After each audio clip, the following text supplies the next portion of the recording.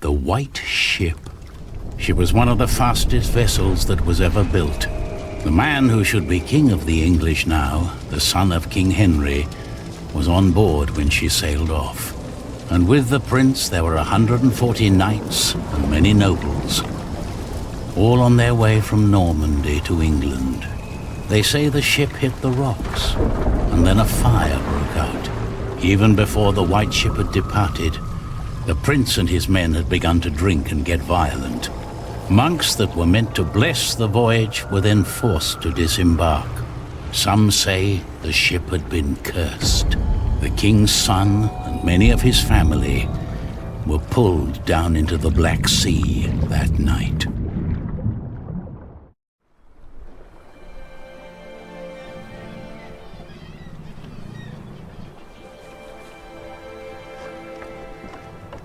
You're forgetting one important detail. Not only these monks, but also Stephen of Blois, the king's nephew, left the ship before it embarked. They say he got ill. That old rumor. The same Stephen who calls himself the King of the English now. What? That cannot be a coincidence. Yes, it can be. Of course he's king now. He survived. He is the king's nephew. What do you think, my lord? I think Stephen is a clever man. Clever enough to have his whole family perish. But why he would want to rule that godforsaken rock, I will never understand. What makes you say that? I love my country. Then why are you leaving? Well, because I want to see something new. I'll tell you what you're going to see. A proper country, where people know how to behave.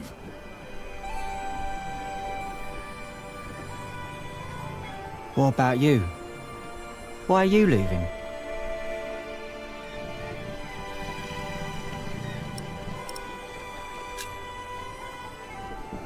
I'm looking for someone. For who? I guess I should stay out of other people's business. Forgive me. You English do talk a lot, don't you? I just don't know how to feel about leaving my country for the first time. I mean, how should anyone feel?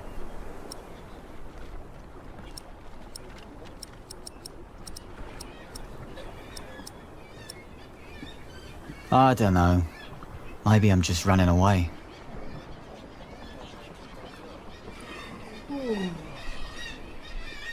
You should all get some rest. It will not be long now till we reach Cherbourg. Thank the Lord. I can't wait to be back.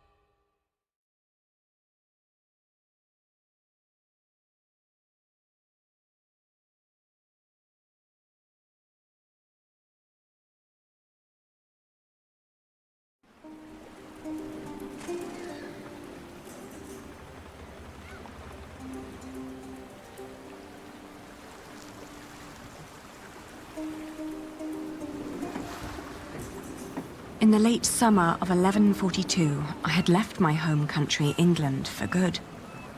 My old life lay in shambles, as did my former home of Kingsbridge. Having failed both my friends and family, I had set out to find my baby's father, the man I still loved with all my heart, Jack Jackson. And so early one morning in July, I finally arrived on the shores of Normandy. With nothing on me but a pouch of coin and a young, curious face yet unnamed, who was just as unfamiliar to this new world as was I.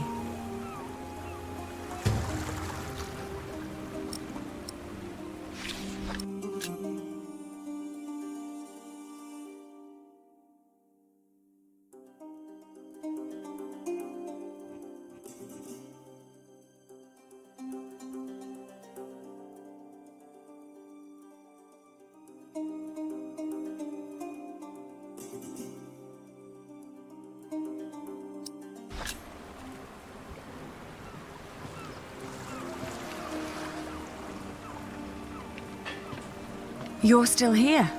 Oh, it's you. I'm just trying to get my feet used to good solid ground again. The last bit of our voyage wasn't exactly my pint of ale.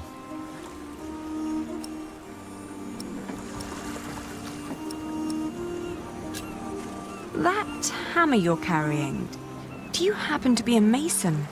Actually, I am. You have a keen eye, mistress. I guess I just know a mason when I see one. To be honest, I haven't been one long. Just finished my apprenticeship in Salisbury. Before that, I used to shear sheep with my parents, but I guess that wasn't really for me. Father still hates me for leaving, though.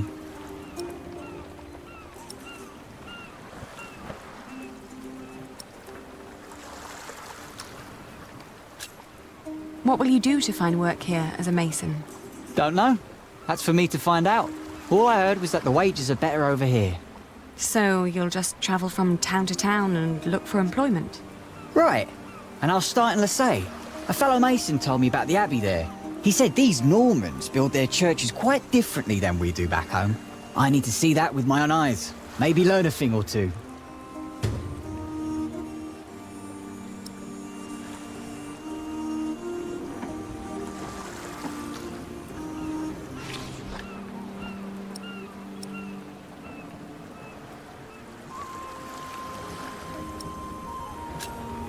Do many masons go to Lesay?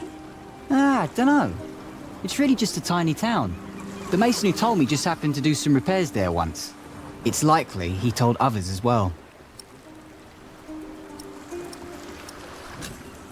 I'm looking for someone. A red-haired mason called Jack Jackson. He came to France about a year ago or so. A fellow mason, great. Unfortunately, I wouldn't know a thing. After all, I just arrived here with you. I know, but should you meet someone like that on your journey, tell him Aliena of Shiring is looking for him. All right. Jack Jackson. I'll keep an eye out for you. Thank you. I left my old life as well. Scary, isn't it? To start off fresh and all that. Well, you definitely sound more excited than scared. Oh, I am excited. Wouldn't anyone be? I don't know. Maybe. Have a safe journey. Oh, thank you. You too.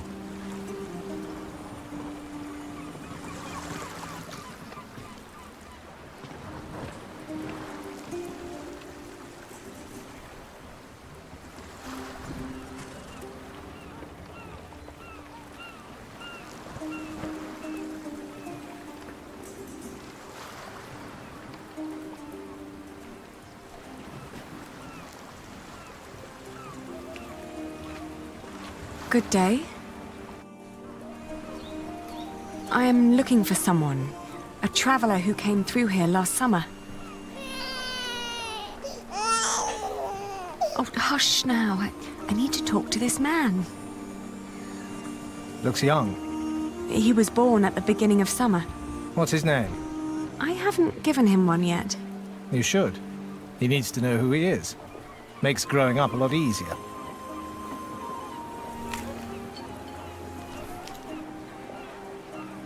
You said you're looking for someone.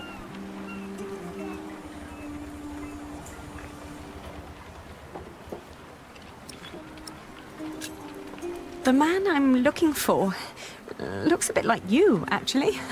A bit more boyish, though. So he has red hair, but no beard. Well, I don't know every redhead around these parts. There are quite a few of us. Most of my family here in Cherbourg is ginger. Oh, his name is Jack Jackson, and he is a mason. No, sorry, I haven't seen him. And I come here every day. Maybe Amay saw him. She helps the sailors get their cargo to the nearby towns. Carries travellers, too. I'll ask her. Thank you.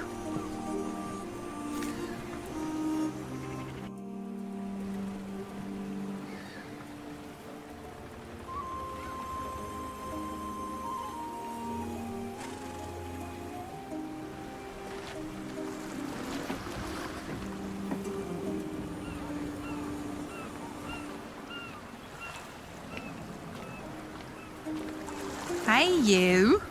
That's quite a bundle you got there. Where are you headed?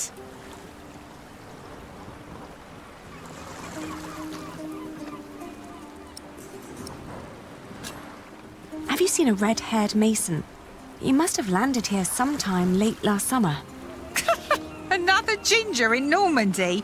I wouldn't have noticed, even if he was carrying a hammer instead of a fishing rod. Maybe you should ask someone in Barfleur. That's where all the travellers come through, the pilgrims and kings. Their lot rarely lands in Cherbourg, with the fortress passing back and forth between Stephen of Blois and Geoffrey of Anjou. Why you even came to Cherbourg in the first place baffles me. It was the earliest ship I could get. You must be in some hurry, madam.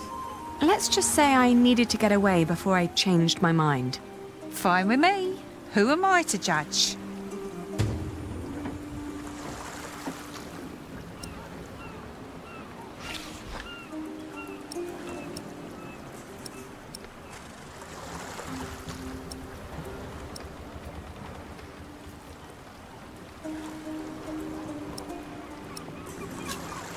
Do you know the road to Lessay? Been there, seen it. But I hope you're not planning to go there on foot. Tell you what, you give me some coins and I'll treat you to me wagon. You can even change your destination once we're on the road, what'd you say?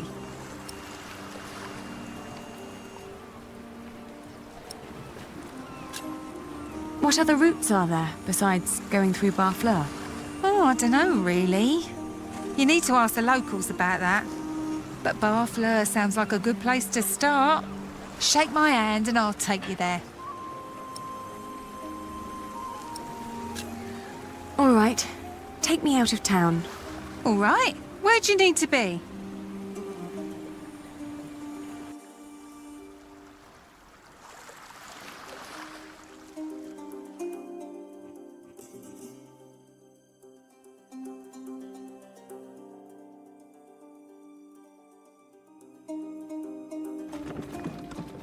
Lessay was tiny, but as it turned out, worth the trip. In the small abbey church of the Trinity, I met a monk who claimed to have talked to a man fitting Jack's description. He'd been fascinated by the abbey's rib vaulting and had asked the monks countless questions about the place's construction.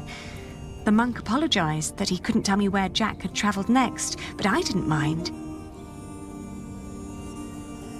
I lay down to sleep on the floor of the abbey guest house and, for the first time in almost a year, I felt relief.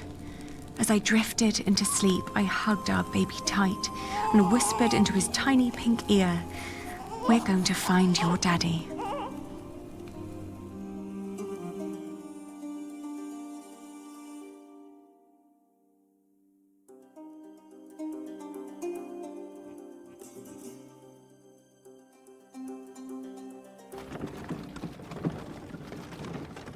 My father had once told me tales of the Mont Saint-Michel. Long ago, the Archangel Michael had urged Hubert of Avranches to build an abbey on a lonely rock on the ocean by burning a hole into his head. They say one can go and see his penetrated skull on display in the church of his hometown.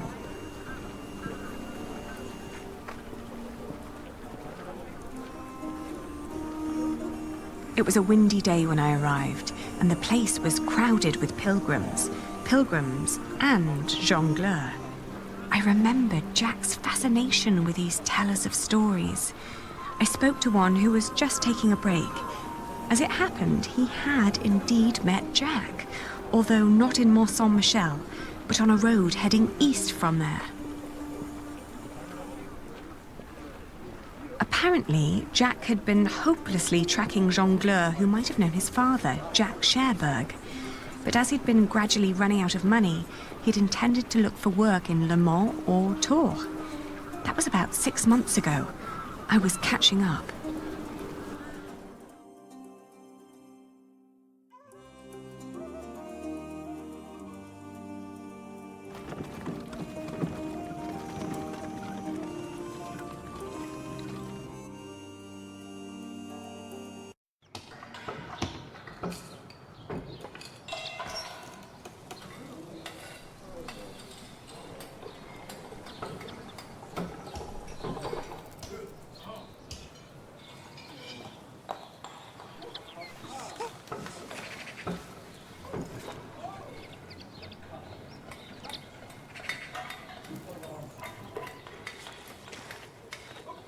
Good day. Are you the master builder?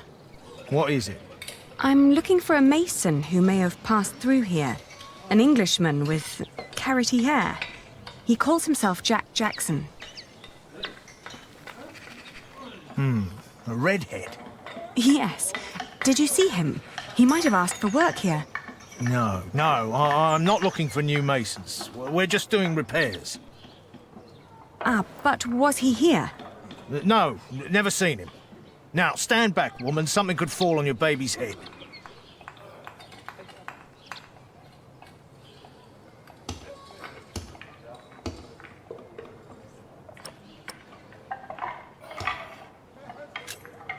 Are there other construction sites around Tours? Well, yes. It's a big town. And where would an outsider most likely find a job? Dunno. Ask around.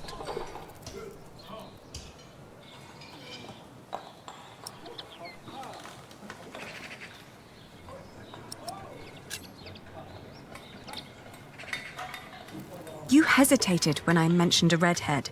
Are you sure you haven't seen him? Yes, I am sure.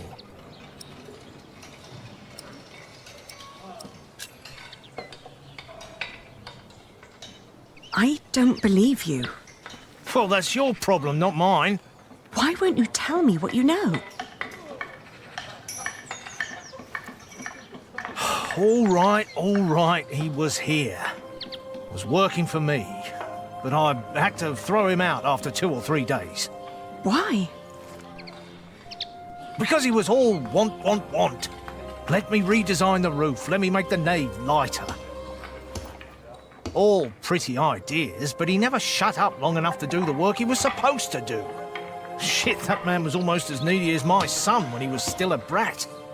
He does know a lot about his craft. Well, I know masons like him. They grow up gifted, but without a mote of discipline in their guts. Can't work with someone like that. Do you know where he went next? No idea. Maybe to Limoges or Angoulême. Maybe even to La Rochelle. Seemed to have plans for every cathedral on God's green earth, but none for himself. I understand. I'll leave you to it then. Bon voyage.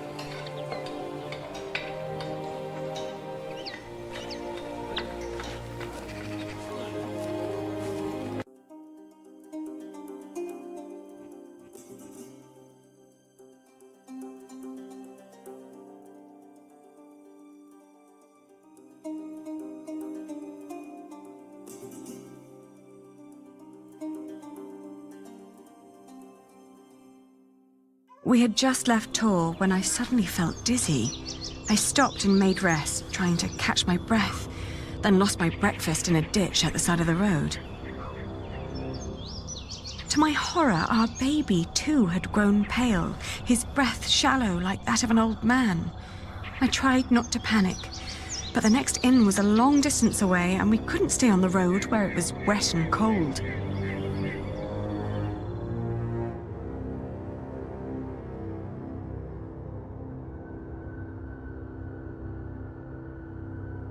Back in Tours, the fever got worse. I remember people carrying me into a room, laying me on a bed. I tried to feed my baby, but after that, everything turned into a blur. When I awoke, Jack was standing next to my bed. He scolded me for following him. "You know you could go anywhere you want," he whispered. "Why be stupid and follow me?" I tried to answer, but he just opened the window and jumped out, heading toward ancient Greece, or maybe all the way to Arabia. And in my feverish mind, I followed him.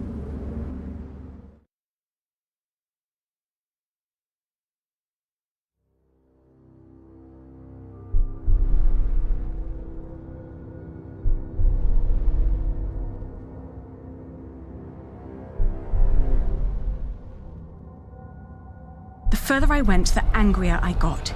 For years, I'd been fighting for my family. I'd committed myself to an oath to my father. I'd built up a business to sustain it and even married a man I despised so I could create a future for the people around me. I'd known nothing but my duty to the men in my life, while the man I was trying to find lived a life of casual irresponsibility. He traveled the world on a whim to learn about mathematics and philosophy, while I had to raise the child he'd fathered. When could I ever do anything just for myself? I asked the world as I went on.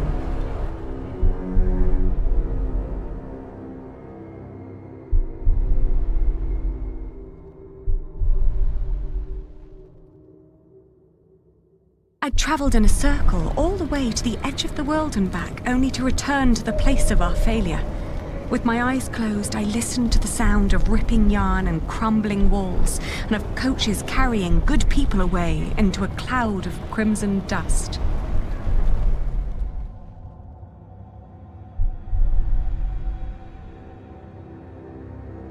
When the last moat had settled, I opened my eyes again and found myself in a dirty little room. An old maid was sitting next to my bed and smiled at me, then handed me my baby.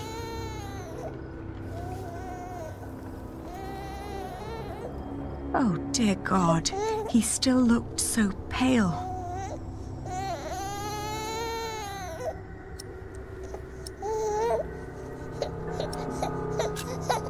I tried to feed him, but he refused. Oh, please, God, let him live. Don't punish him for my own sins. I gently caressed his head until finally he put his mouth to my breast and drank more and more, becoming greedier with every swallow. We had both been spared. We rested one more day. Then I gathered my things and headed back to the cathedral to thank the Lord for his mercy.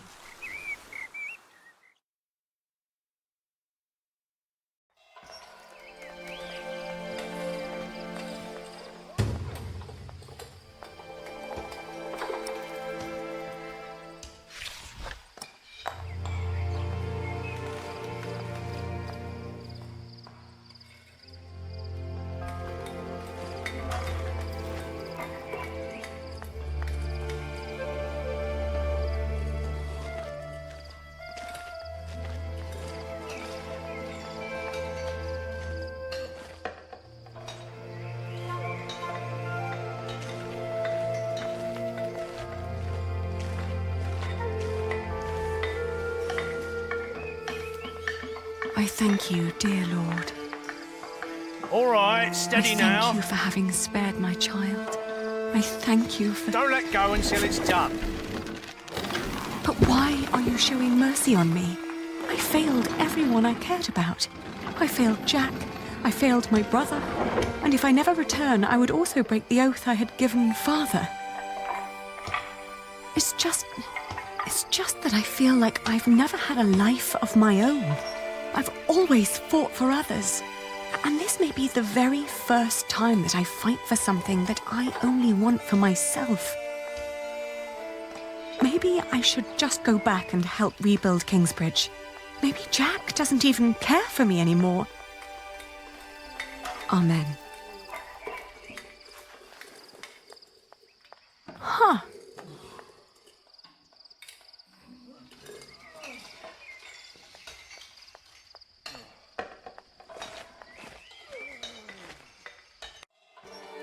I've seen one of those before. It's amazing, isn't it? The man who did that really had it in him.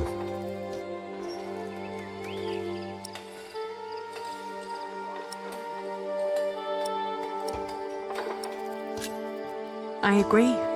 He always did. Oh, you knew Master Jacques. Yes, but it's been a while since I last saw him. It's a shame that the Master let him go. In just 1 month, he did so many things.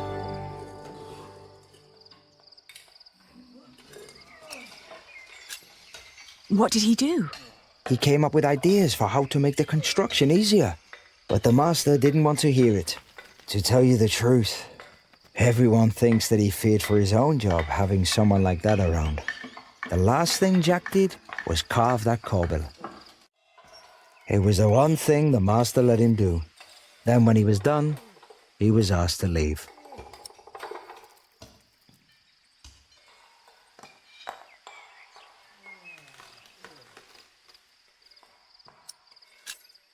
Your master said he had no discipline.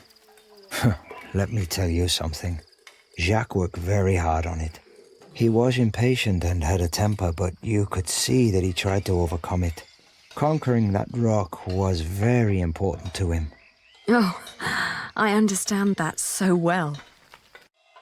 Do you happen to know where he went next? He wanted to walk the pilgrim trail to Santiago de Compostela. The Camino? The Way of St. James? He said he might find someone there who knew his father. Just one more thing. How was he when he left? Never thought about that. Relieved, I guess. He seemed ready for something new. Thank you so much for your help. Think nothing of it. And good luck on your travels. May you find what you are looking for.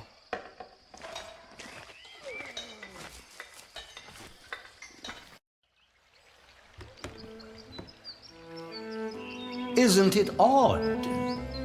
Just when you stop looking, you come across the most curious of things. Like these 3 devices that one of my merchants brought back from Baghdad. Oh no. Is it another one of your Banu Musa toys, Rashid? They're not toys, Adriel. They're objects of scholarly ingenuity and reflection. I will let my valued friend from the north do the honors.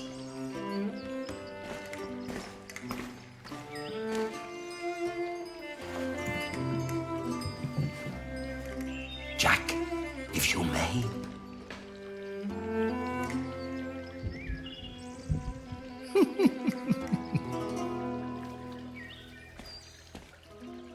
For one, let me draw your attention to the magnificent songbird on the table. On second thought, why don't you save the lady for last? Otherwise, the other 2 devices might appear bland and boring in comparison. I agree. And then, to that wondrous donkey next to the entrance. Although, the most astounding thing of all stands right between them. That statuette? Ha-ha, precisely. But one thing at a time. Let us let Jack decide what to demonstrate first.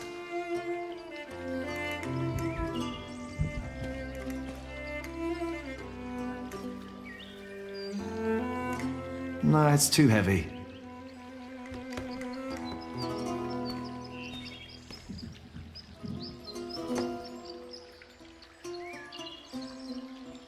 He likes to take his time, doesn't he?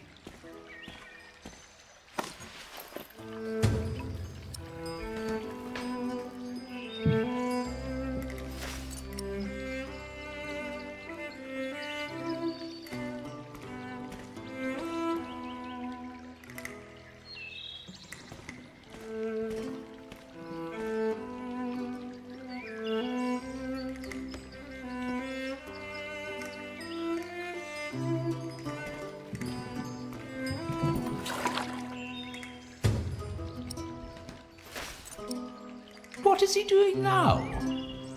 Not much, I suppose.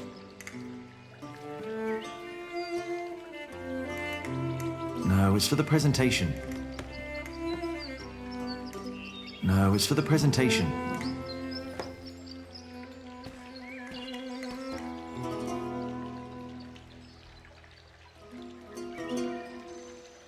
Although all the devices are different, they always work with water in one way or another. Of course. If they're inspired by the Banu Musa, they should be. The invention of the candle ceased to amaze people a long time ago.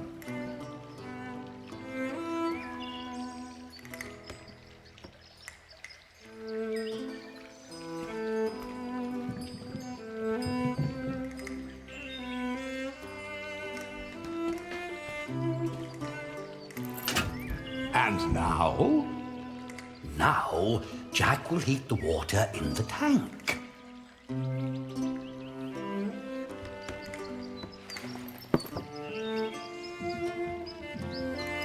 It's so beautiful it will make you cry. Just listen.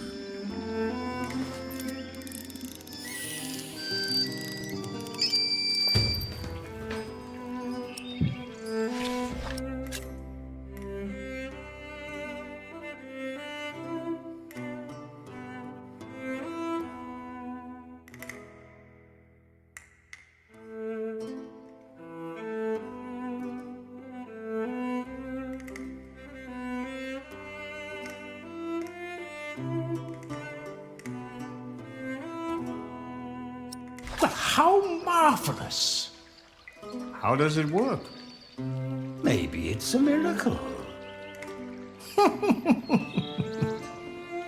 Right. Go on, Jack. Tell them.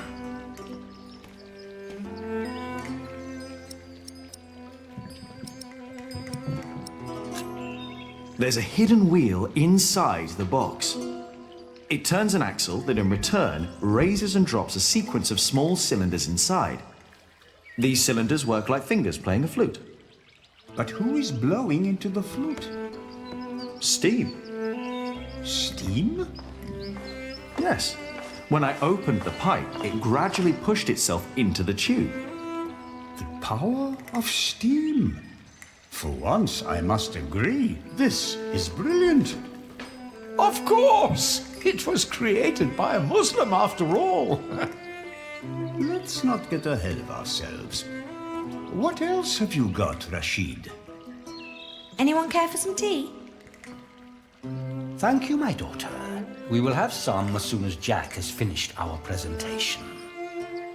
Mind if I watch? Of course not. So, who is this man, Rashid? Jack is a friend of the house. A brilliant man, a scholar and a talented artist. Just the other day, No, it's he too heavy. explained Euclid to me. What is that? A Greek who wrote a book called The Elements of Geometry. The Egyptians translated Don't let me it into distract you, Jack. Arabic, and now the Englishmen are turning it into Latin. How very peculiar. No, it's too heavy.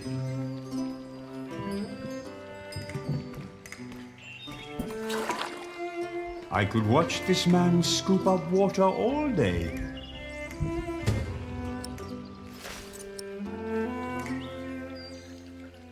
No, I need the water elsewhere.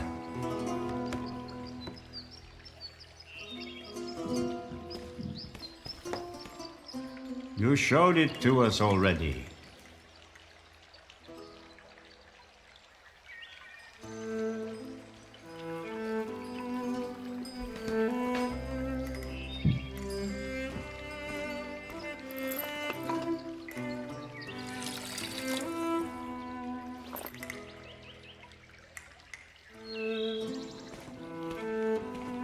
Now, watch the head.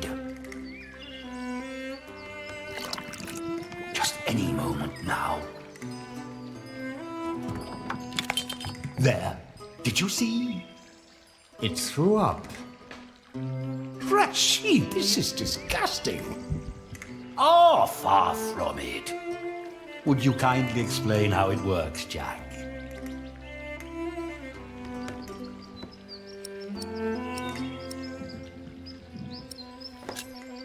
You see that bowl floating on top of the water?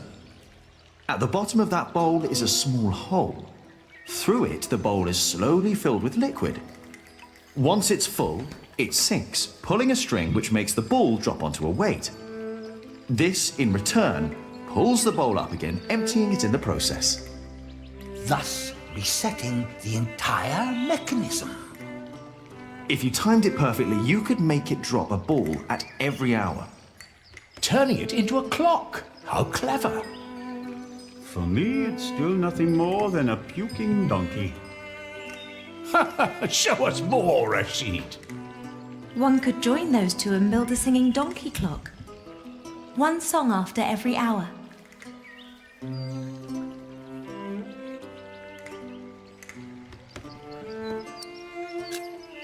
Wouldn't that be annoying? Actually, I think it'd be charming. You could be the one to build it. Oh, that would be unfair. It's your invention. I would let you have it. Or we design it together.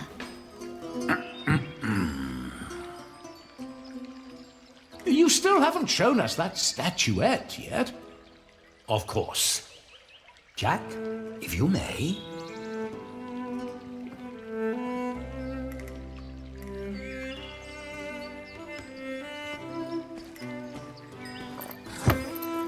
Oh, you will love this.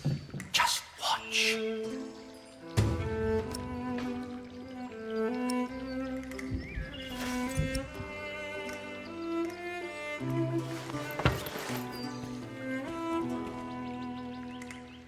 And now? Just be patient, but don't look away. It takes some time for her to... To do what? Is it crying? Isn't that amazing? No, it's irritating. Rashid, what is going on?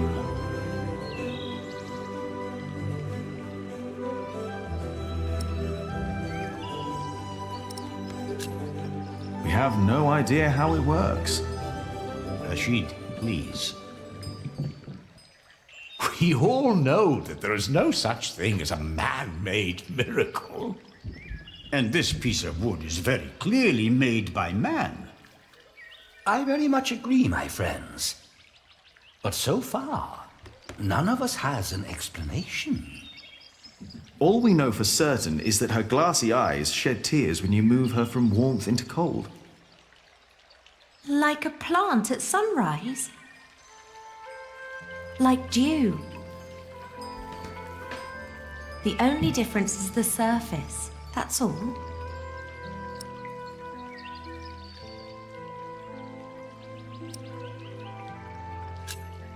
I think you may be onto something. Am I? Of course, I had no intention of disturbing your conversation.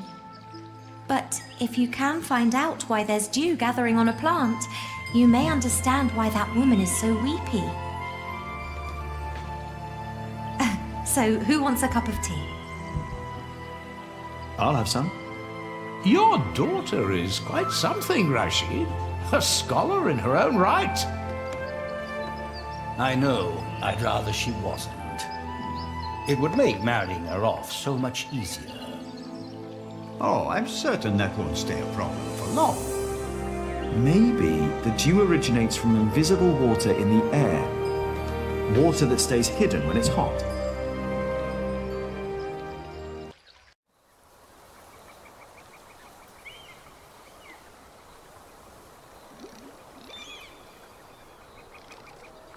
The pilgrim trails across France converged at Osterbat in the foothills of the Pyrenees. There, the group of 20 or so pilgrims who had been travelling alongside me since I'd left Tours swelled to about 70. Some were prosperous citizens, some probably on the run from justice. A few drunks, and several monks and clergymen. Several languages were spoken, including Flemish, a German tongue, and a southern French language called Oc. Nevertheless, there was no lack of communication among them, and as we crossed the Pyrenees, they sang, played games, told stories, and in several cases had love affairs. While my baby and I kept mostly to ourselves.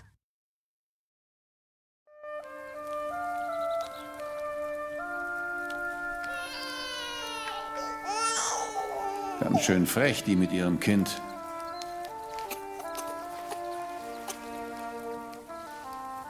Hush now. Hm?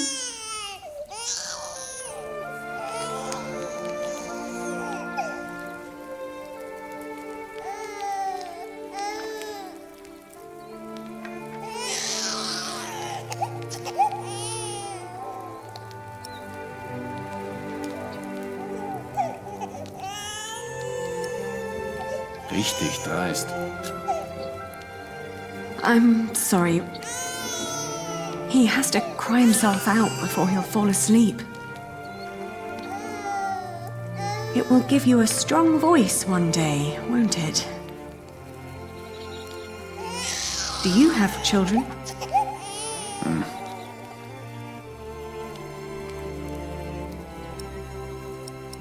Kann ein Mann nicht einfach mal seine Ruhe haben? Der Weg aus Babenberg war doch anstrengend genug.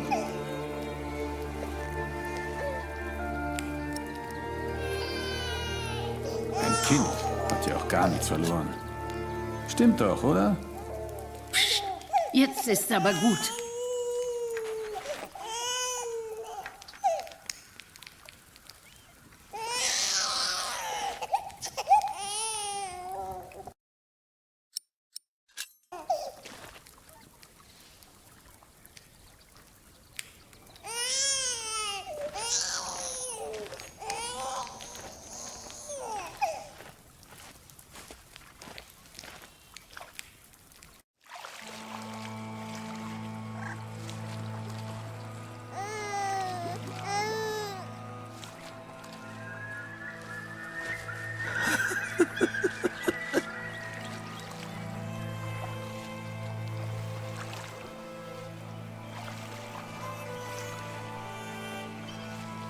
She's not listening. Come back to me. Please come back to me.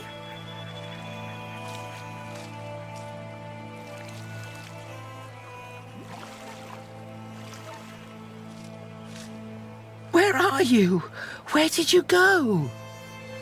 She's not listening.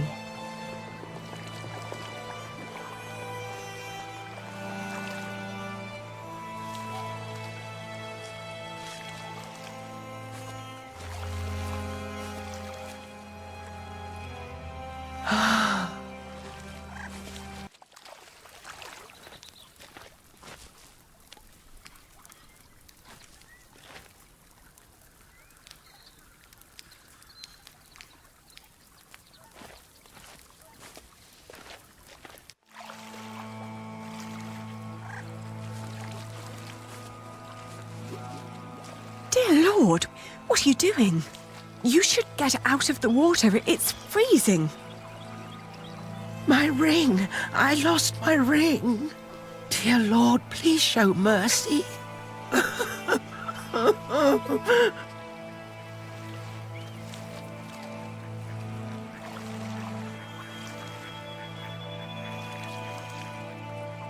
The cold will kill you. I can't leave without my ring.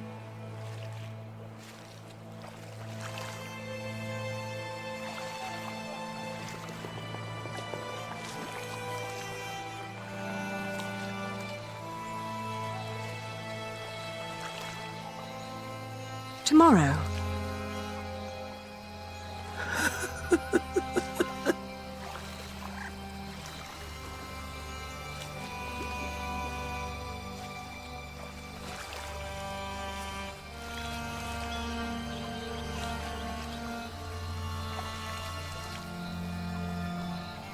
come back to me. Please come back to me.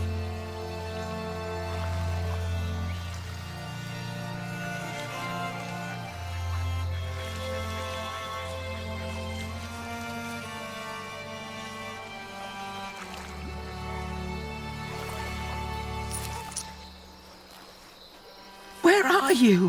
Where did you go?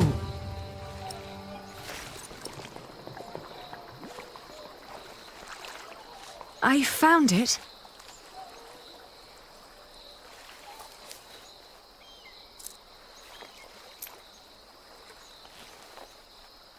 Yes! Oh, thank you! Thank you so much! You are a very kind woman. So very, very kind. I'm glad I could help. Yes, yes, thank you. Thank you so much.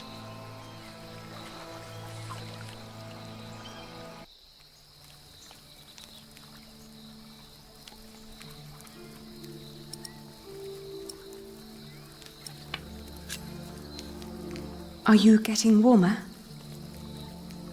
I am, thank you.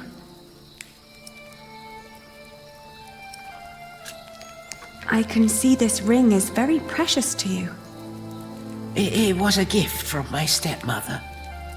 She thought I would stay forever, but I didn't.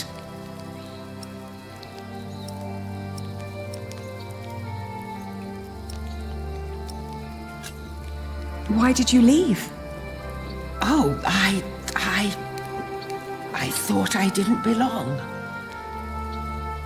She always said I was her daughter, but I was sure she was lying. I was so selfish and so stupid. Too stupid to see I really was happy.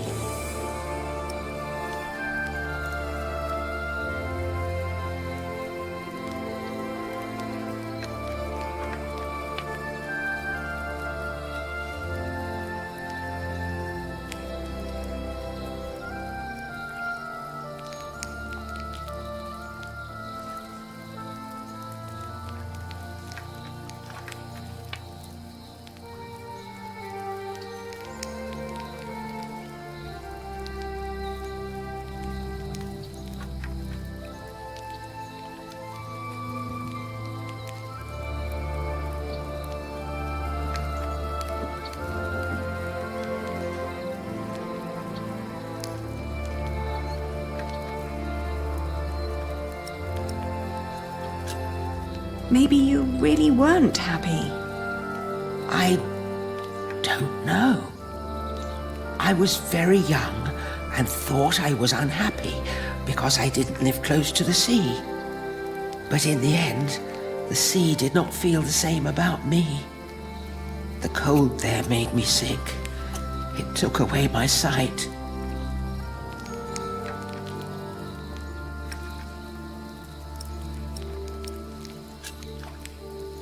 Why didn't you go back?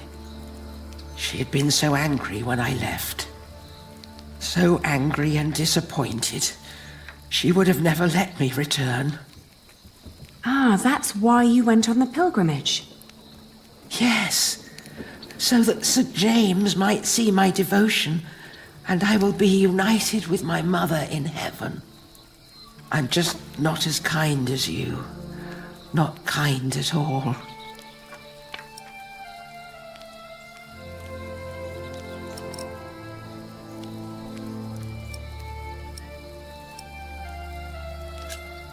Actually, we two have quite a few things in common. I too am trying to make amends with the one man I loved the most. I was told he went straight to Santiago. You will know soon. Not soon enough. It's still 4 weeks till I get there. He'll be there, I'm sure of it.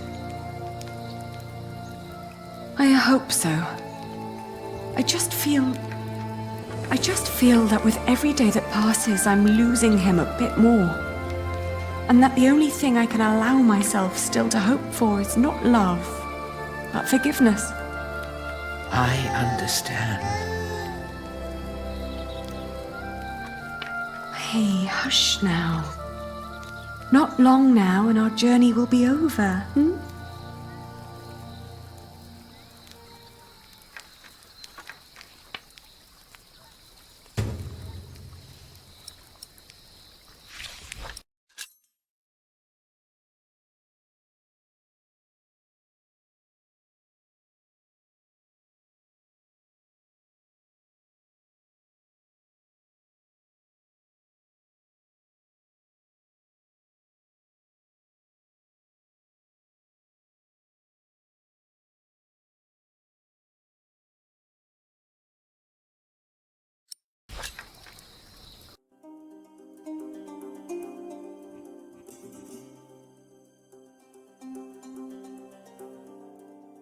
The woman's name was Alba.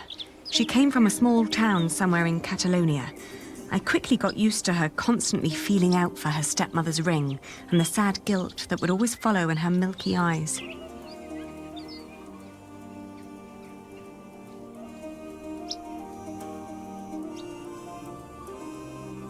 I wasn't sure if she appreciated my company, but I couldn't leave her on her own either. By the time we reached Los Arcos, she'd stopped talking, while I kept on dropping a kind word here and there to let her know I was still by her side.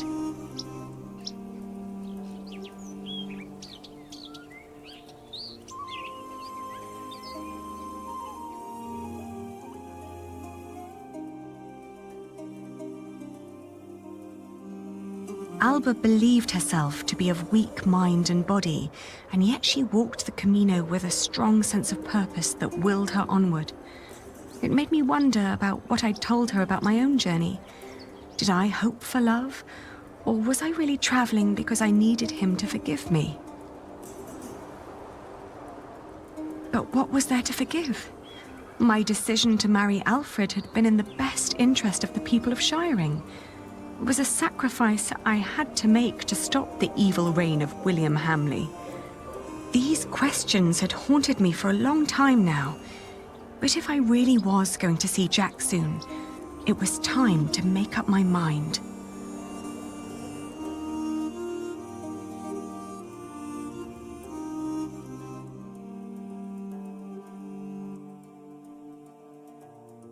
Around Lyon, the path began to gradually turn uphill. It was only 2 more weeks till we'd reached Santiago. The baby was in a good mood, and so, surprisingly, was Alba.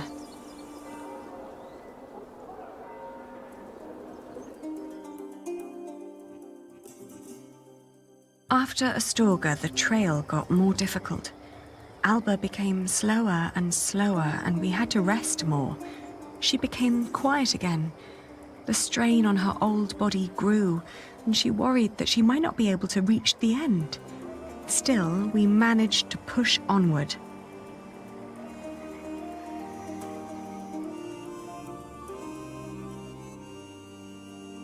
The next morning, she refused to get up. Her breathing was disturbingly shallow, and she hardly noticed me touching her forehead. Everything hurts, she said, and urged me to continue without her.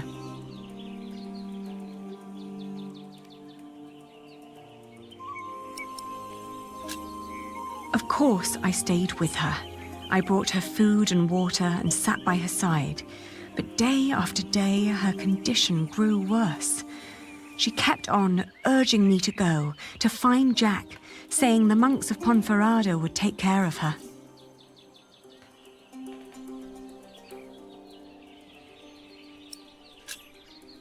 I'd hardly known her, and most of the time she'd tried to push me away, as if she considered herself a nuisance that slowed me down and who didn't deserve company. It wasn't until a few moments before she died that, for the first time, she smiled at me, and I like to believe that she saw me smile back. I still like to believe that here, in this unlikely place, dying next to a near stranger, she'd found a moment of serenity and happiness, but she'd not reached Santiago. When I left, that thought still haunted me. To see that a journey could come to an end so suddenly. But what would be different if she had reached Santiago? Could she have been disappointed by what she found?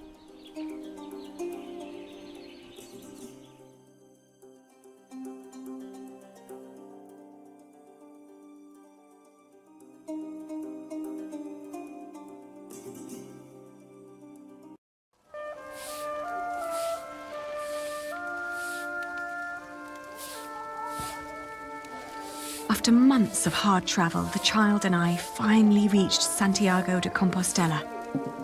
In the evening, we attended Mass in the great cathedral, then started to roam the town looking for my dear Jack. It was almost dawn when finally a priest pointed me to an inn close by.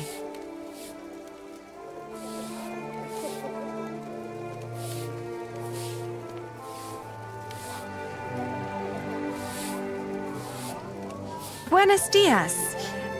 Do you understand me? Sinto cho ben, pero non temos camas dispoñibles. No, I don't need a room. I was told a friend of mine stayed here some time ago. A red-haired Englishman called Jack. Do you remember him? Eu só che falo en galego, miña rula. Français? English?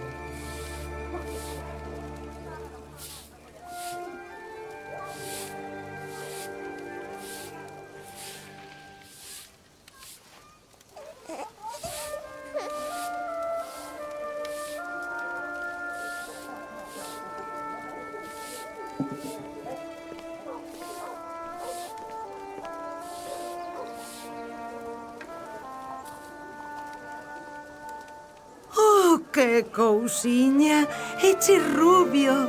Sí, redhead.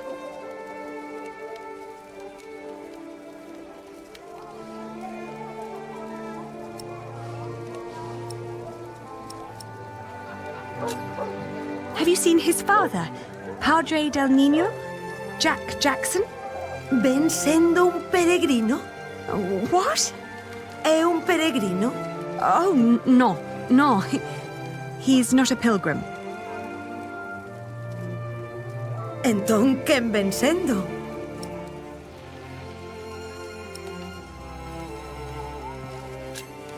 He's a mason. Ai, mal rayo, me partas entendo o que me estás a contar.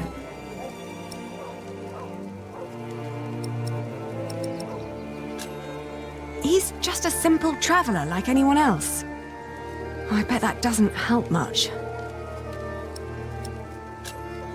He's a jongleur, a storyteller.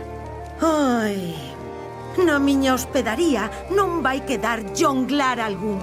Xa temos jonglares dabondo por aquí.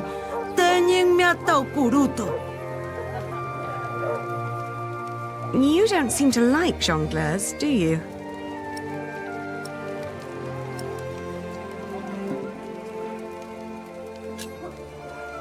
Is there someone inside who might be able to translate for us? Nena, que temer que quen te entenda. A translator? A guest? Agora mesmo estanche todos a dormir. Case che diría que volvas mañá pola mañá.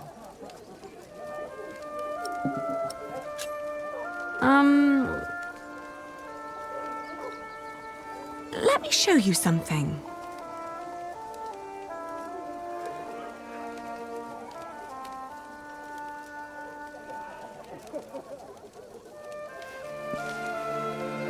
Isto pertence ao teu amigo. See, it's his. This is my amigo's. He's a mason. He likes to build things. Build things? How do I tell her what I mean?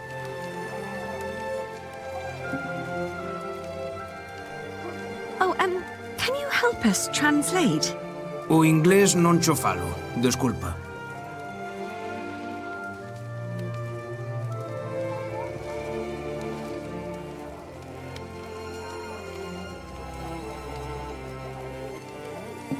He's a mason.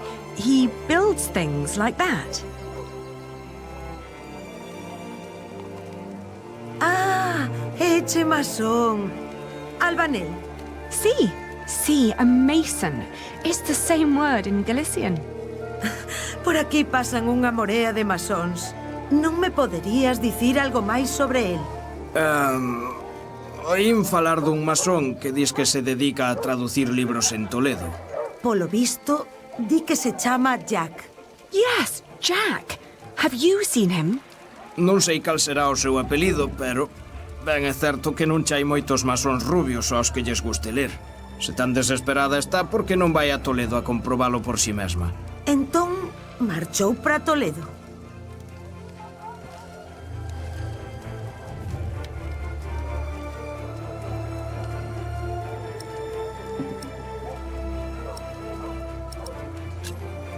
He went to Toledo?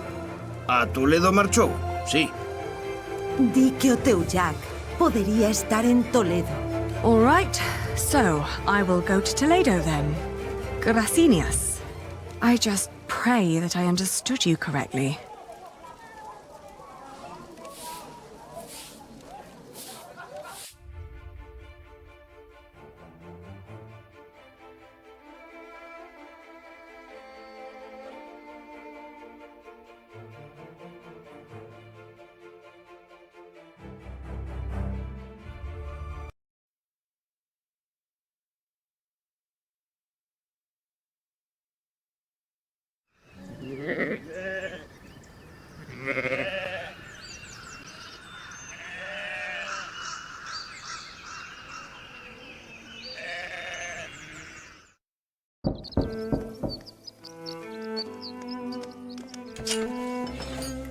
Buenos dias. Parlez-vous français? English? Of course. How may I help you? I was told a man named Jack Jackson lives in this house. Who told you this? A group of scholars living at the edge of town. They said he used to translate old scriptures about mathematics before he moved here. Please wait here. I will talk with Master Rashid.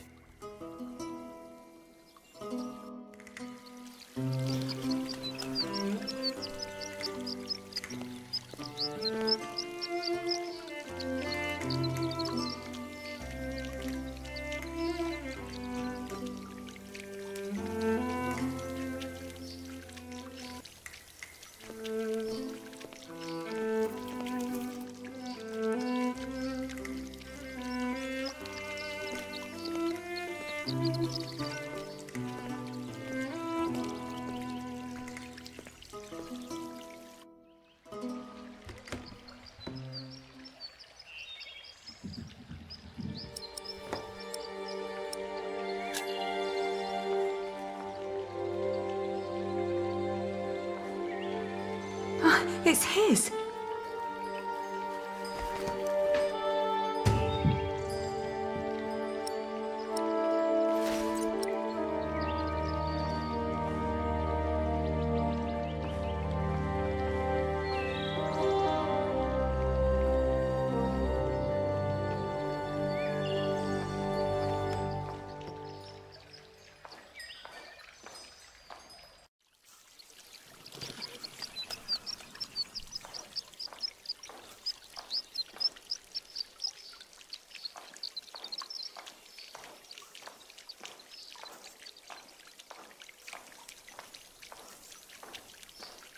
Oh, there you are.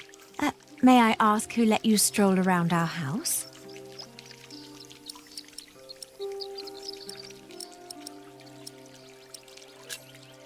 Oh, well, who are you? I am a daughter of this house. I have every right to be here. My servant told me there would be a guest. My father's not here at the moment, so you'll have to make do with me. Unfortunately, I must disappoint you. There's no one called Jack living in this house.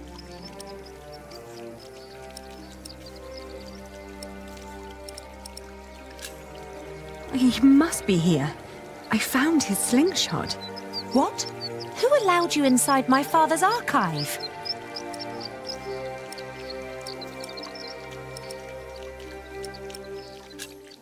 Please, let me talk to him. I'm sorry, but this is not easy for any of us. I think you should know that Jack and I are promised to each other. Maybe we should go inside. The sun's burning, and my mother doesn't need to hear us.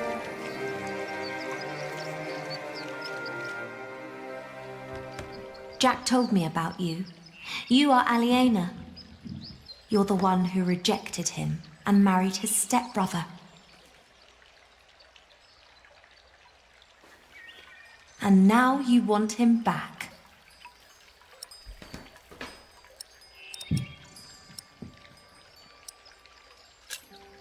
I need my son to meet his father. His father? The little one is Jack's son. He is. He always said that he had come here to find out about his family. But instead, he found out about everything else. About philosophy, mathematics. When he and my father met, it was love at first sight. They studied together and made great plans. But in the end, Jack would always start talking about his cathedral again. This great church he would build one day. Rib vaults and pointed windows. He'd ramble on about it for hours and stare up at that ceiling. We three sat here for hours and talked. And then in the evenings, it would be just the two of us. So many strange ideas about the future. Some barely more than silly dreams. Others almost in arm's reach.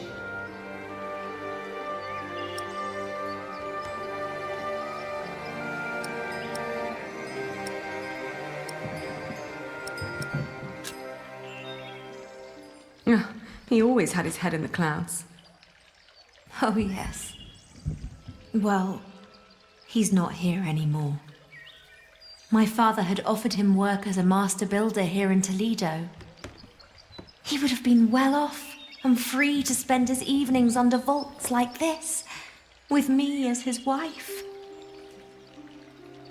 But in the end, he refused.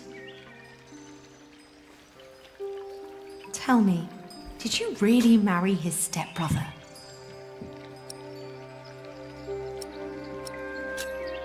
It was the hardest decision I ever made. But it also felt like a sacrifice I had to make to fulfill a promise I made to my father. It was all for nothing. I thought I had no choice. I didn't want to hurt him. Believe me. I do.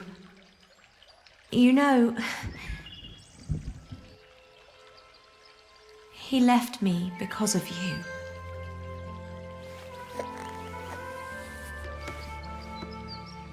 Even after all you did to him, he couldn't let go. You can be glad that you ran into me and not my mother. She was enraged when he left. Huh. He can have that effect on people. But apart from that, we made our peace with him. Father even gave him one of his favorite pieces of his collection as a parting gift. A small wooden statue with stone eyes in exchange for his slingshot. Would you mind telling me where he went? He went to Paris to work on the Cathedral of Saint-Denis. He said he never found out about his father, so there was no reason to stay down here anymore. Paris? Yes. If you find him there, tell him I don't miss him.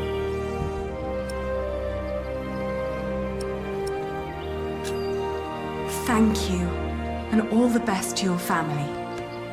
Thank you. What is the child's name, by the way?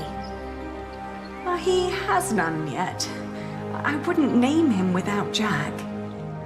Isn't that a bit silly? Maybe. But he's his son as well as mine. It's his right to have a say in it too. Then off to Paris. That baby needs a name. He will get one. Thank you.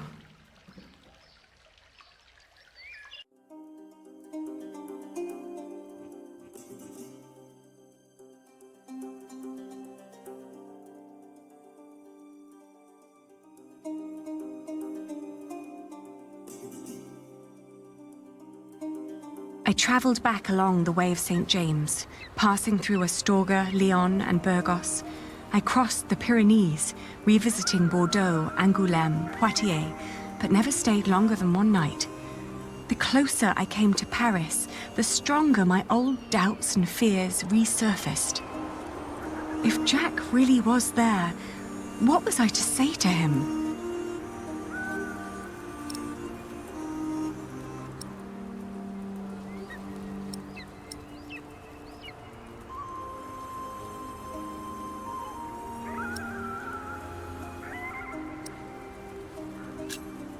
We had to hear each other out before we could walk on again, in whatever direction that would be.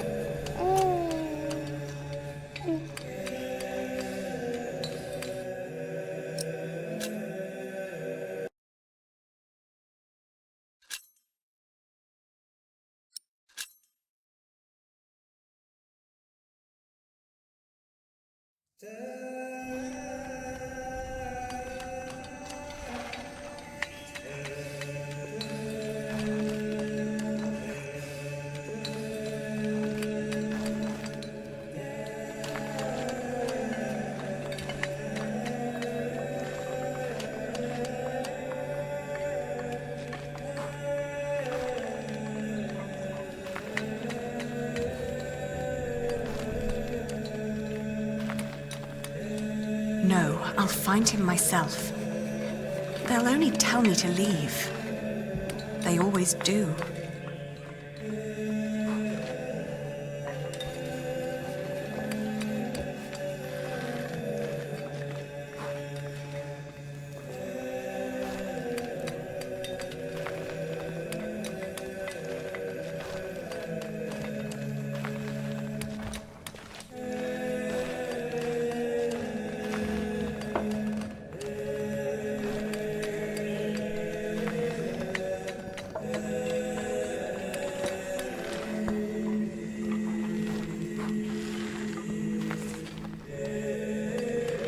Must be here somewhere.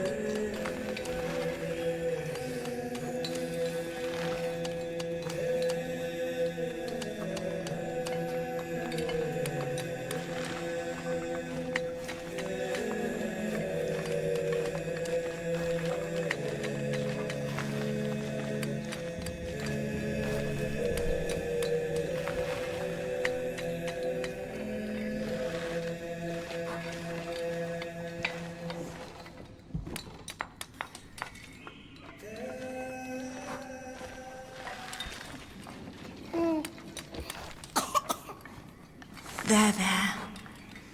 Are we awake then? You almost missed this.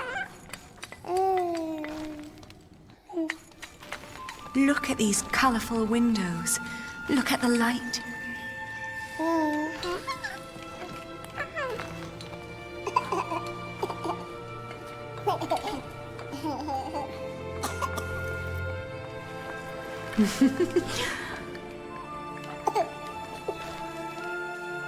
Ali, We came to see you, Jack. We? Is he? He is your son.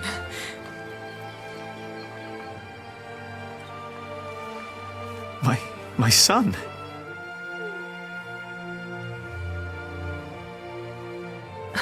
I'm sorry. It's not your fault. Ali, where do we go from here? Wherever we go, I want to go with you.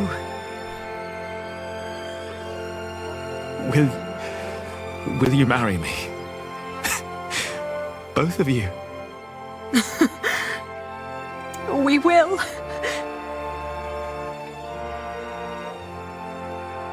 We stayed in Paris as husband and wife. And our son, Tommy. The days went by quickly. Jack had learned much working as a builder in Saint-Denis. Days became months. Then after a year, we both grew restless. Where can we go from here, we asked ourselves again. We both confessed that we wanted to see our families, our friends. And then we knew where we wanted to go. Home. Even if it was in shambles.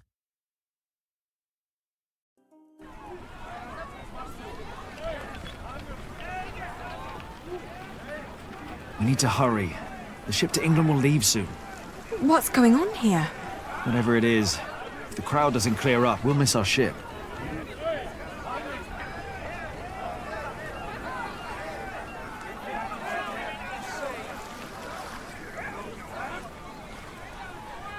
Could make the horse get their attention.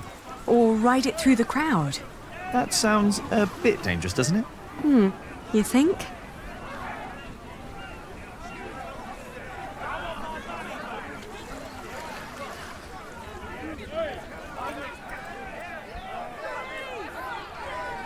No, that would only get me in trouble.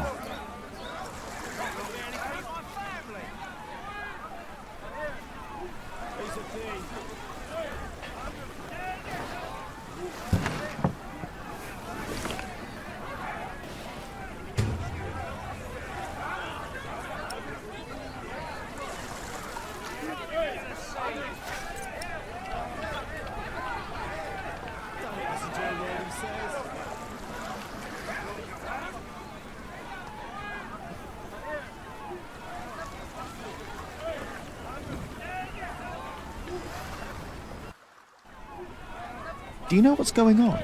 Oh, chaos. I can't get these people to calm down. God knows I tried. What happened? The jongleur told the crowd a few stories. Then he sold people some miracle charms, but it was just fairy tales and painted stones. Well, it always is. I know, but I'd need a real miracle to calm them down now. Otherwise, they'll rip him apart.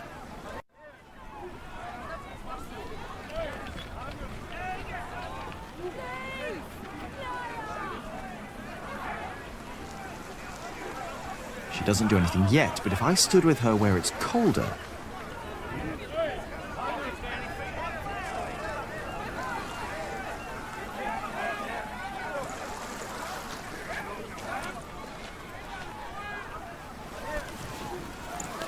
No, it's not impressed.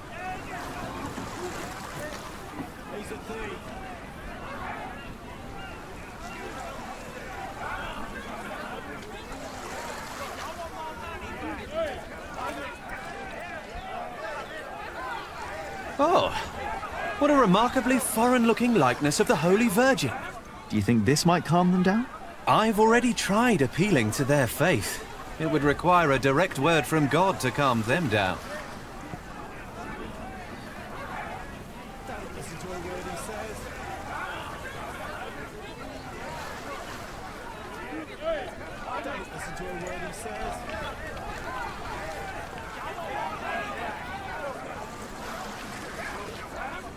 Excuse me? What's going on here? He's a thief. He told us lies and stole our money. But isn't that just a simple jongleur? That poor man. We need to help him.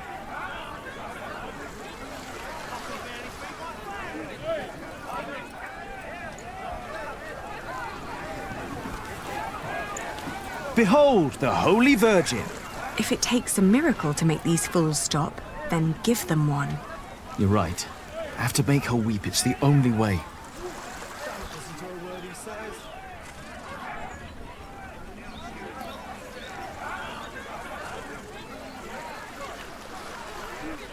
Only when she calls down again will she show what she can do.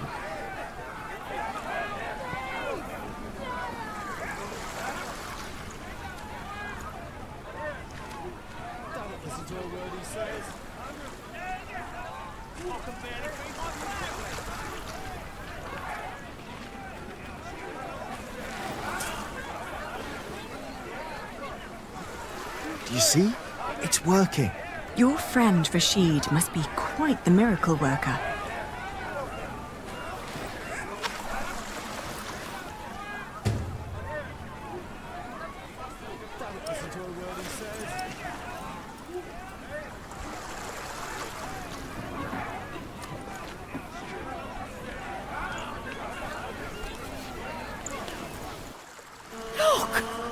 What's going on? The Holy Mother. She's crying.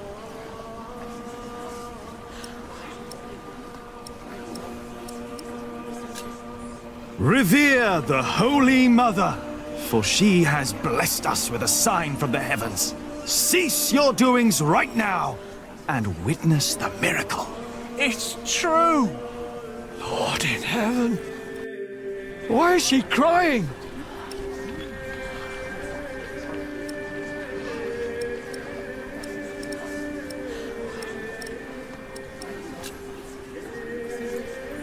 She weeps for your sins.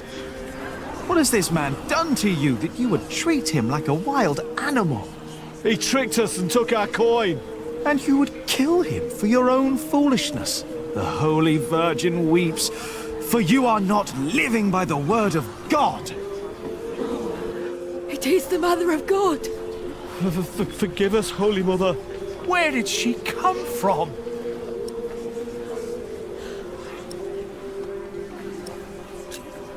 For hundreds of years, she languished in the land of the Saracens. Dormant, she has been waiting for the one to bring her home. Listen to what he has to say. The Holy Virgin has chosen this young family to protect her. Tell us all where you are headed. Her destination is beyond these waters. In the small town of Kingsbridge, in the earldom of Shiring. There she wants to rest. Kingsbridge? Where's that? Hail Mary! Make way for the Holy Virgin! Hallelujah! Make Robert well! Huh? Blessed Mary, let my daughter conceive. Give us a good harvest! They're donating to ask for her blessing. Oh. The weeping Madonna shall hear your prayer. And with your donations, I shall build her a new shrine at Kingsbridge, a cathedral.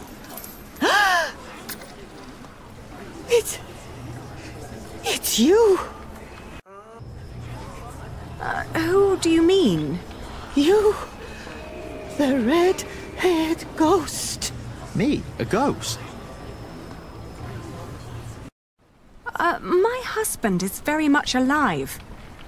I've known him since he was 12 years old. But he drowned. By God, you drowned. 24 years ago. On the White Ship. My poor son. My Jacques. His name was Jacques. Jacques Cherbourg. Jacques Cherbourg.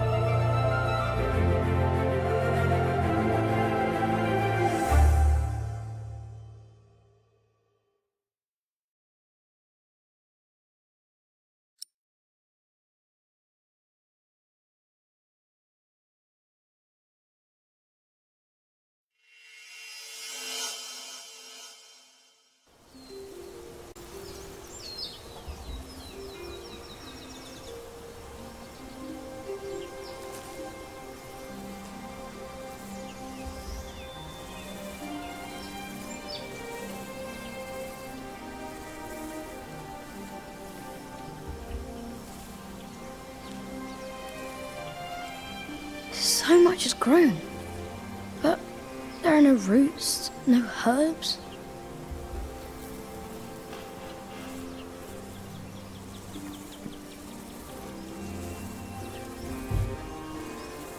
What are you looking at, Jonathan? The garden is in disorder. I want it to be right again, but I don't know how to do it. Before I became prior, I thought the same about Kingsbridge. Well, what did you do? I cleaned up. Where do we start?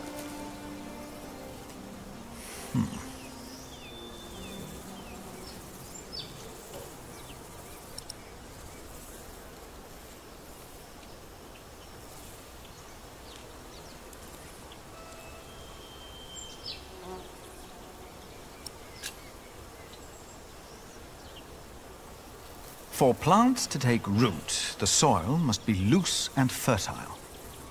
Oh, so we have to dig? But it's still overgrown with weeds.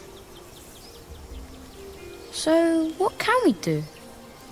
Well...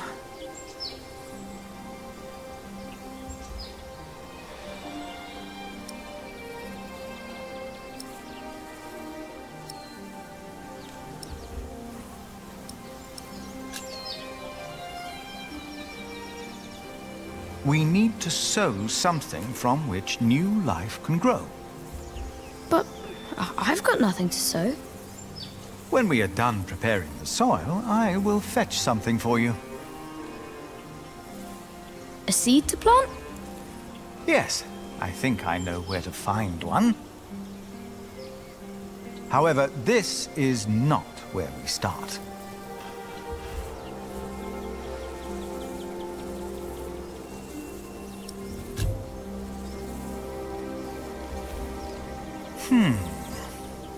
Some plants are weeds and must go before we can plant new seeds. What are weeds? They take away what the other plants need to grow. Light, water, room. What do we do? Pluck them. They look a lot like every other plant, so you need to learn how to tell them apart. Here, you see those? They're called wood sorrel. Let's pluck only those for now. I'll do it. If you insist.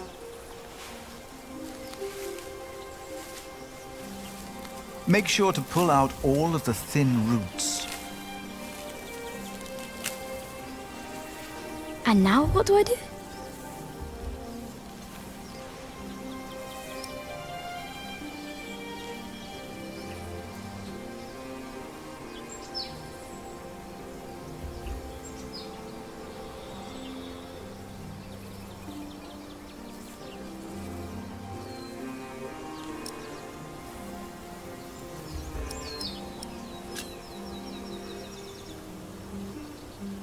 Now we can prepare the soil. So, may I dig now?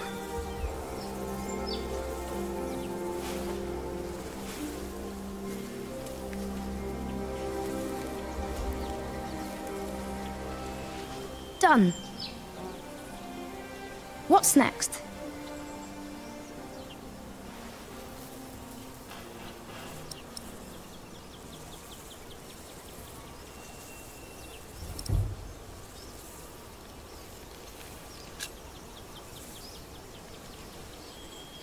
Stay here. I'll be right back.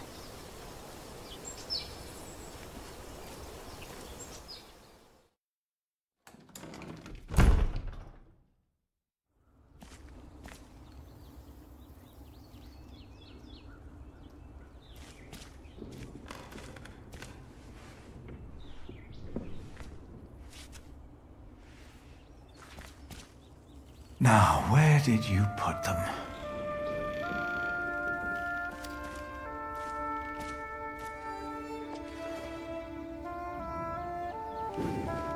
Ah, here they are.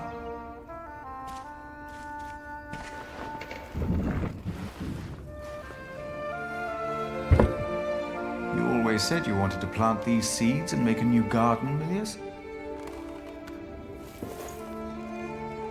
I think it's about time.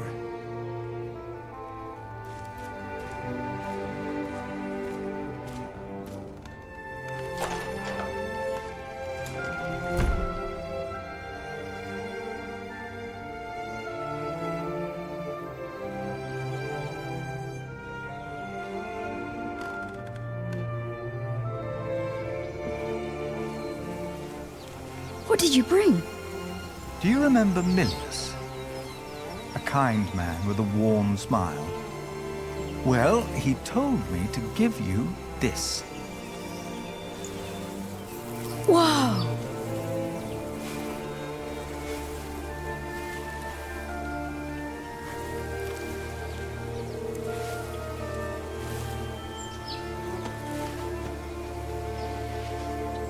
Now we just have to wait.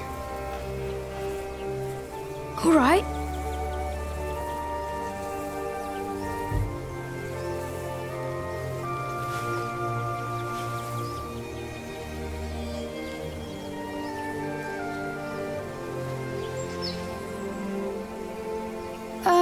How long? Too long for us to keep sitting here. That long. Some things take time. And only with patience will you receive your reward. Why do we have to do all these things if all we had to do is wait? Simply waiting would not have been enough, Jonathan. You just paved the way for things to take their course. They are happening right now. And in a few days' time, we will return and see the first green leaf of something new. Oh. Is it God's reward? Maybe. Does he make things grow? You made it. No. I just planted the seed.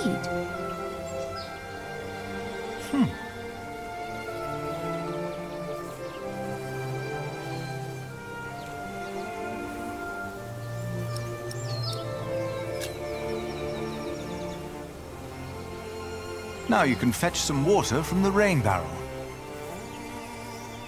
But that water's smelly. It's been there forever. There are many trees by the river. I bet that water's better. That's a longer walk, though. I don't mind. The distance is worth it. Maybe you're right. It is worth it. Let's walk together, then. But I'll carry the bucket.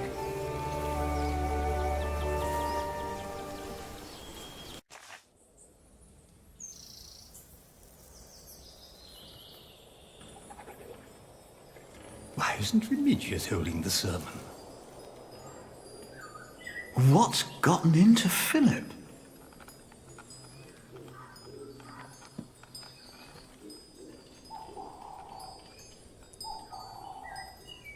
Our church lies in ruins. But all of this, these dire times, have revealed something important to us. Something that, maybe until today, I wasn't aware of. What do you mean?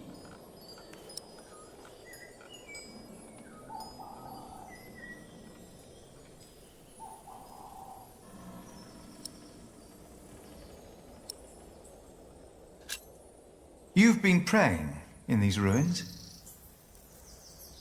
But you've been praying like you always did, in humbleness. We don't need a church for prayer. Where else are we going to pray? The chapter house? The church is where God resides. God doesn't work in the ways we might assume. Today, Jonathan tended to our garden to make it beautiful again. And he told me of things I almost had forgotten. Good and evil are not in here or out there. They are within each of us.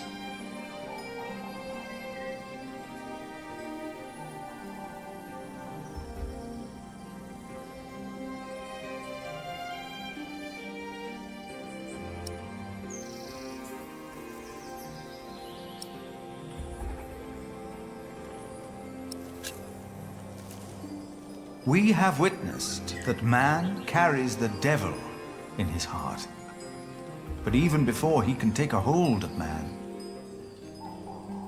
God is born within us, as we were created in his image. Prayer needs no special place, for we are his church. In our actions, he exists. We are God's temple. No man is closer to God than any other man. Whether you pray in church or on the streets of our towns, whether you're a man, woman, monk, or bishop. Philip, look outside! You have to see them. You've got to see the horses and the colours. Jonathan.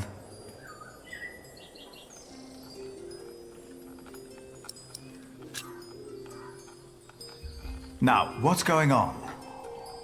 I heard noises and I went to look. Calm down. What happened? But the priest said they brought a miracle. Who? What? What priest? Step right up, brothers and sisters. For you are about to see something that will change your life. Who is that? They brought us a miracle. A miracle? Don't be shy. There is no danger, just awe that awaits you here. Ah, you must be Prior Philip. I am Brother Reynold. I have been sent by the Archbishop of Canterbury. Here is his letter, in case you have reasonable doubts.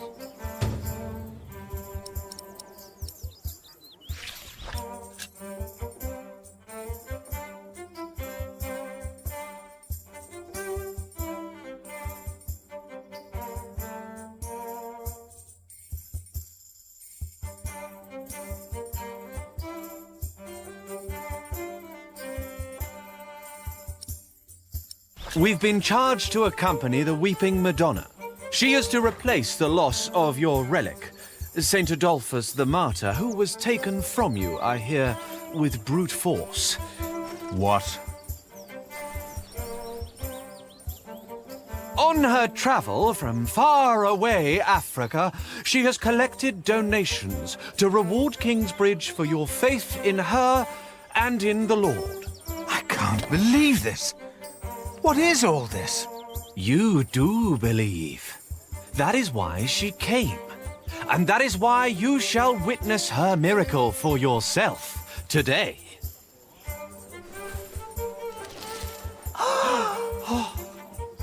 The Weeping Madonna came to me in a faraway land named Africa. A baptized Saracen was her former guardian. Please tell us more. Of course. My words shall prepare you for the sight of the Holy Madonna. I knew not her powers or destination. Nevertheless, I carried her for many miles. Many bore witness to her miracle before it dawned upon me. Excuse me. Don't interrupt. But I wondered, what shrine should be her shelter? This time, it was the Madonna herself who answered my questions. She said, "You shall build me a new church in Kingsbridge." So we set off, with the blessing of Archbishop Theobald of Canterbury. And along the road, from Paris, across Normandy, over the sea, and all the way to Kingsbridge. Devout Christians have given money for the building of the Church of the Weeping Madonna. This Church of Kingsbridge. The Weeping Madonna has chosen you, all of you. I will tell you again, dear brothers and sisters. The Weeping Madonna has chosen you! Hey! Shh! You must be thinking, how can he be so sure? In the beginning, I was not. I only had my faith. I knew not her powers or destination. Nevertheless, I carried her for many miles. I could have continued to carry her from town to town until my flesh succumbed. But this was not her will. My dear people. Oh, I'm so excited to see a true miracle. Did you hear that? The Madonna has chosen us. She's come all the way from Africa. But I wondered, what shrine should be her shelter? This time, it was the Madonna herself who answered my questions. I will tell you again, dear brothers and sisters. The Weeping Madonna has chosen you! All of you! You must be thinking. Tell me the truth. How can he be Why so are sure? you here? We are guardians of the Holy Virgin that sheds tears. We were appointed by the Archbishop of Canterbury, but it was the Holy Virgin herself who chose us while she travelled through Europe. Oh, yes. How did that happen? She speaks without words. In the beginning, I was not. I knew not her powers or destination. That's not fit for a shrine. Nevertheless, And I think I there's carried someone her for snoring many in there. miles. Strange. You heard me correctly. It was a long journey. The Weeping Madonna came to me in a faraway land named Africa. A baptized Saracen was her former guardian. And I Nothing and the sacred about custodians this. of the Holy Virgin were chosen to take her on a journey. Baptized? A Saracen? You must wonder, why was Kingsbridge chosen to be the home of the Holy They look Virgin? almost like horses. She said, "You shall build Hollow. me a new Feels like a wicker church basket covered in pelt. Kingsbridge." So we set off, with the blessing of Archbishop Theobald of Canterbury. What do you think of this procession? They seem well intended, and we could use the money. And I will tell you again. Jonathan? They're about to show the miracle. Look! She is a true miracle that will change your life as she changed mine. Brother Reynold. I've heard of a Reynold from the coast. A scheming drunkard who lives as a traveling monk. You think that's him? Perhaps it is, perhaps it's not. I don't trust him either way. In a dream. It was Kingsbridge. You must be thinking, how can he be so sure? In the beginning, I was not. I only had my faith. I knew not her powers or destination. Nevertheless, I carried her for many miles. You must wonder, why was Kingsbridge chosen to be the home of the Holy Virgin? She said, "You shall build me a new church in Kingsbridge." So What we is in set this off, book will not help with the me more than blessing the of answers I can Archbishop find in my Theobald own of heart. Canterbury. I will tell you again, dear brothers and sisters. The Weeping Madonna has chosen you! All of you! Now, brothers, but it is in places like these, and in dark times like these, that God's light shines brightest. And along the road, from Paris, across Normandy, over the sea, devout Christians have given money for the building of the Church of the Weeping Madonna. So you're telling me this is a real miracle?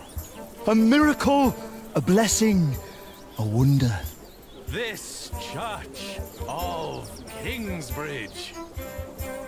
And I will tell you again, she is a true miracle that will change your life as she changed mine. Many bore witness to her miracle before it dawned upon me. She wanted to go home, but where? It came to me in a dream. It was Kingsbridge. You must be thinking, how can he be so sure? In the beginning, I was not. Why are you I hiding? had my faith. I knew not her powers or destination. I am Philip. Nevertheless, Who are I you, carried her young for man? many miles, and I will tell you again. She is a true miracle that will change your life as she changed mine.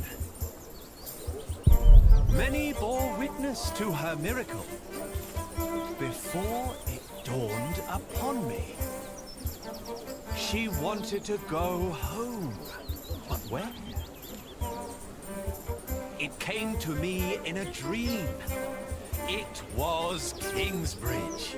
I will tell you again, dear brothers and sisters, the Weeping Madonna has chosen you, all of you.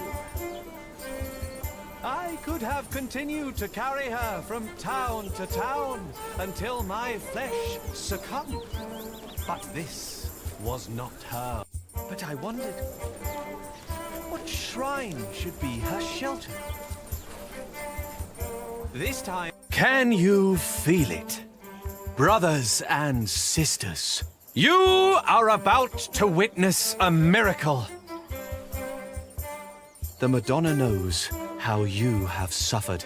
The Virgin Mother had to witness the rise and fall of her Son, our Lord Jesus Christ, and never stopped believing. Kingsbridge has endured many hardships. Prior James left you before his time when you needed him the most. Your old cathedral was burned to the ground. How do you know this? And your new one collapsed even before construction was finished. You have suffered the ruthless destruction of your market, homes, and lives. Dada! All of you have lost husbands, wives, and children, family and friends. Dada! All of you know how it is to be hungry and afraid. Jack. Aliena. Philip. But this is... A miracle, isn't it? Or something along those lines. But how? We thought it was time to give Tommy a home. The boy? Your boy? Well, Philip? Do you recognize him? Our little Tommy? Tommy? But...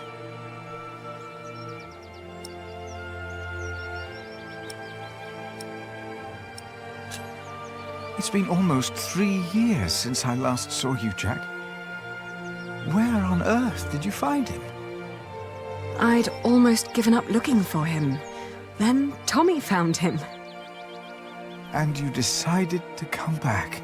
Well, this is our home, after all. Then what on earth is all this? This miracle? With the Madonna, we were able to collect donations for your priory and for Kingsbridge. Really? We can start anew. We can rebuild the cathedral. What's the catch? I'll get to be master builder. Why? I've studied the cathedrals, churches, and houses they build in France and Spain. I saw how different their constructions were, with new shapes, colors, and ideas. Oh, you should have seen it. They combined rib vaulting and pointed arches. I want to do that. That's why.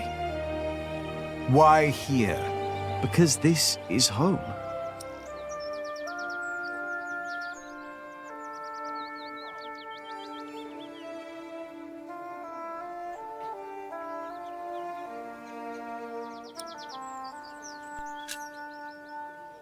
The townspeople probably think that's enough to build a whole cathedral, but to me it looks like about £100.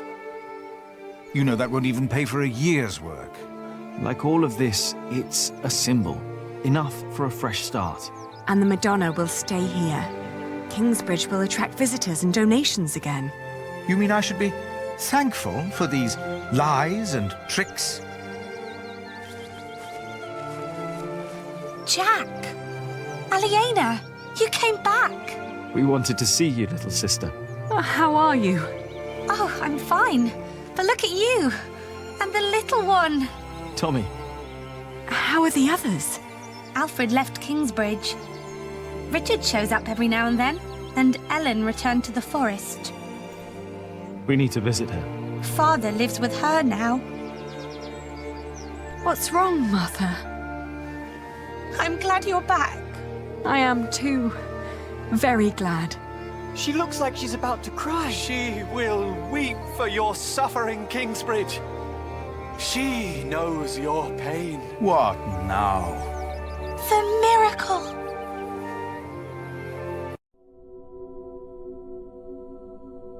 Her eyes are wet. Her eyes! Look at her. They're shining! She cannot hold her tears any longer.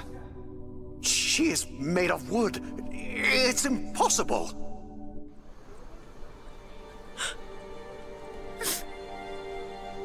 Why are you weeping? She's mute ever since her husband died. The Madonna has suffered as I have. She understands.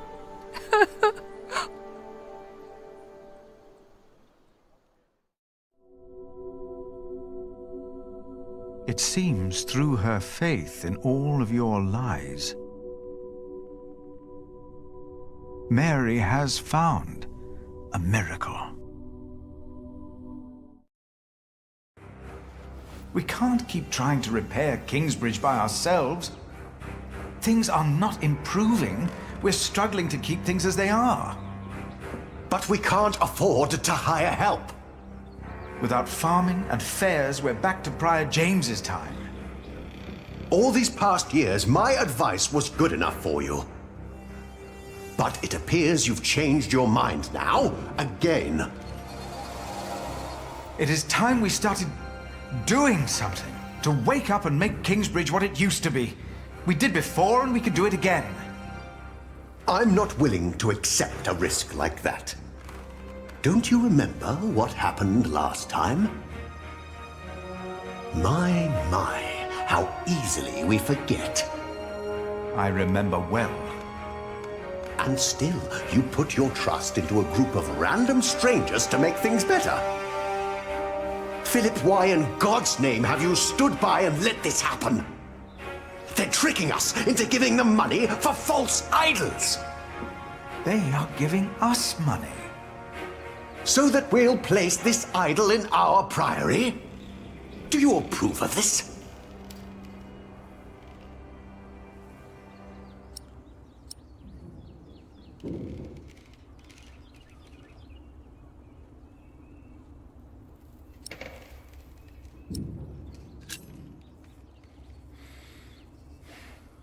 No, I don't approve of their deception. The Madonna is a trick, no miracle. But the people have already decided, and I won't take away the hope they found. Did you not see what happened to Mary? I saw. And I see that you intentionally turn a blind eye to the lies of your friends. I'm warning you. I cannot support a prior who tolerates heresy. Your threat won't sway me. No matter how unconventional, their return and their gift are a blessing. You made your decision, Philip of Gwynedd. And now, I make mine. I resign. I'm leaving the Priory.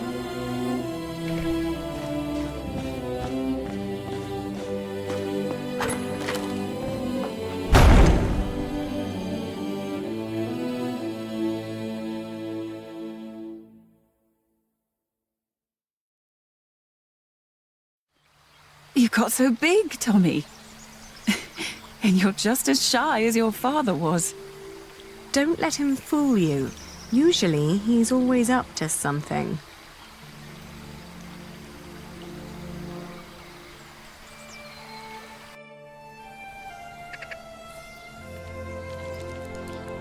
We are so proud of you. Of both of you. Is she still here? Hmm? Your wife, Agnes? No. Ellen and Martha moved her to Kingsbridge. She got a proper burial this time. Will you come back with us too? Would you want that? Yes. I need your help with the cathedral.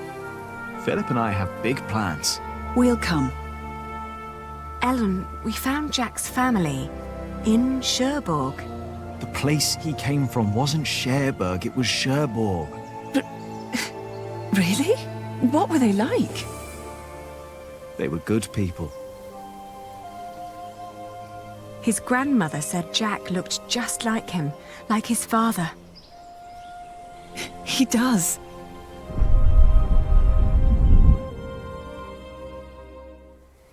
But they never came for him or asked about him. They thought he was dead. His ship sunk. He'd always wanted to go to England. Have you ever heard of the White Ship? No. The king's family drowned. My father was there. He was the only one who survived. Not for long. You told me that he was accused of stealing a chalice. Yes. But I know he was innocent. I heard the story and had to find out what he looked like. He told me his name. I fell in love. I helped him escape. But in the end, they caught up with us. What happened then? They hanged him. I was there. And you were there, Jack. But you weren't born yet. He was led to the gallows. Everyone was quiet. The people somehow knew he was not a thief. But I knew for sure. He told me. He was so afraid. He didn't want to die. I didn't want him to die. And I prayed. Then I heard his voice. Quiet. Sang sweeter than ever, as if the falling melody might wing and net dissever. At dusk the hunter took his prey, the lark his freedom net. No! No!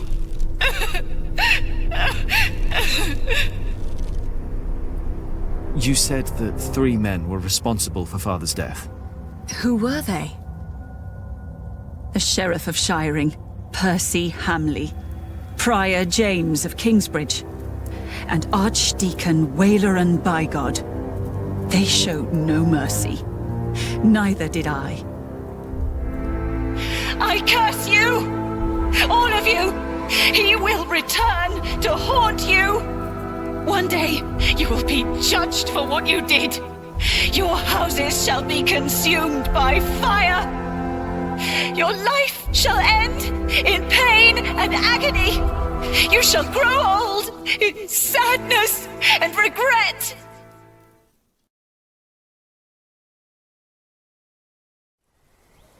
The people they killed will return to haunt them. I promised them.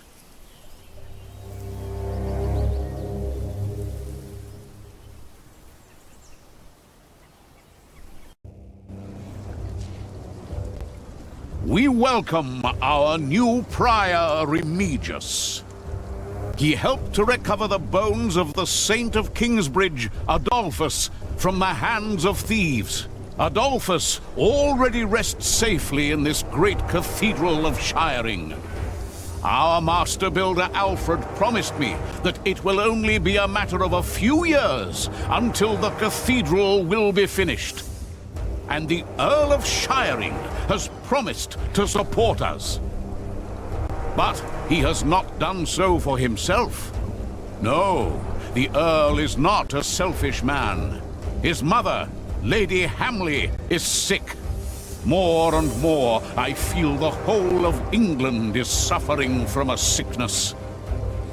The sickness of war, poverty, and most of all, heathen beliefs. I have spoken to God. I asked him, begged him to walk amongst us, to heal us.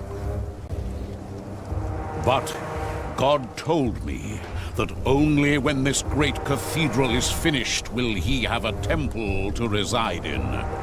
No matter the cost, this shall be a towering castle to protect us from evil and false beliefs. With this cathedral, we will bring an end to the dark times. Waileran, by God! Jack? What are you doing here?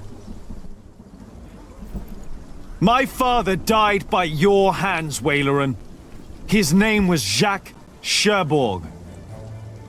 How dare you talk to the bishop like that? He died right here! Who are you? I know that man.